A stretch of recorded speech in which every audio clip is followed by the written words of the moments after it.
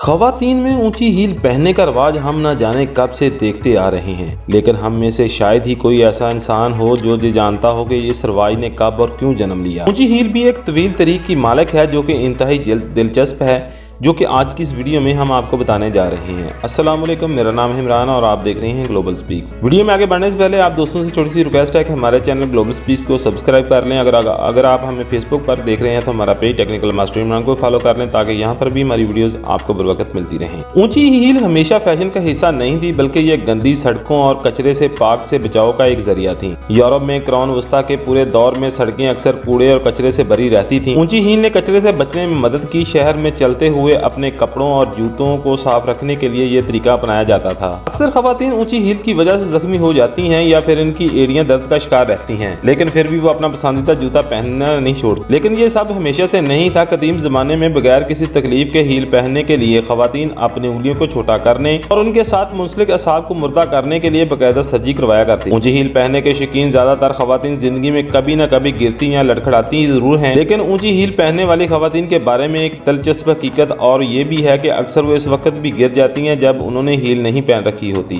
3 मशहूर डिजाइनर पालो एतवर, फेरागामो, Roger Weaver और आंद्रे पेरोगा हर एक के साथ 1950 की दहाई के अवाल में स्टेलो हील इजाद करने का सहरा बना गया। एक ऐसी पतली दाती स्पाइक थी जो एडी से जूते तक सफर करती थी। इसका नाम अतालवी चाकू के नाम पर रखा गया था। ज्यादातर नौजवान अमेरिकी खवातीन ने जंग के करीब या इसके फौरन बाद ऊंची हील पहनना शुरू की, यहाँ तक कि ये रात के वक्त बाहर जाने के हवाले से एक फैशन का रुख इख्तियार कर गया। उम्मीद है फ्रेंड्स कि ऊंची हील के हवाले से छोटे फैक्ट आपको पसंद आया होगा। वीडियो पसंद आई तो हमारे चैनल को कर लें सब्सक्राइब और हमारे पेज को भी कर लें फॉलो। मिलते हैं नेक्स्ट वीडियो में, तब तक के लिए इजाजत दीजिए। अल्लाह हाफिज।